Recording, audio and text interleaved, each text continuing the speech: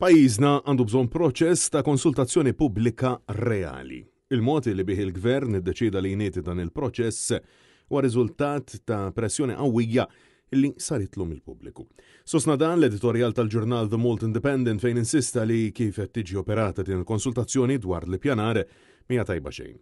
Dan kif il-poplu jinsab għaddej f'nofs il-vaganzi tas-sajf aljenat waħda kbira moħħu fil-baħar u l-ħruġ u mhux moħħu f'żewġ abbozzi preżentati fil-Parlament illi qed jipproponu li jbidlu wiċċ il-liġijiet tal-ippjanar. L-editur insista li fil-waqt li numru kbir ta' NGOs flimkien mal-Partit Nazzjonalista teħeġġu lil Roberta Bela u sħabu biex jirtiraw dawn il-proposti, il-Gvern qiegħed iwebbes rasu fl-istess ħin Partit Laburista qed jirċievi kritika qawwija minħabba nuqqas ta' konsultazzjoni bl-eks Prim Ministru Joseph Muscat jiddiskrivija bħala froġa medjatika.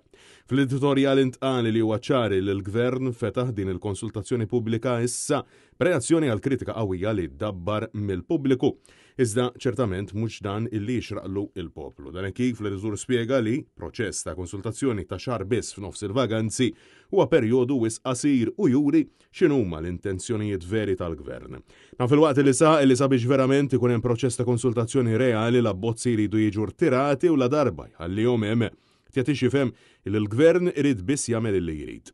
L-editur jisħaq ċarutont li l-NGOs u l-Partit Nazzjonalista għandhom raġun meta jappellaw biex dawn l-abbozzi jiġu rtirati u għandhom imorru lura għad-drawing board. Partit Nazzjonalista ressaq diġà mozzjoni parlamentari biex l-abbozzi tal-ippjanar jiġu rtirati iżda Roberta Bela qed jibqa' jirreżisti.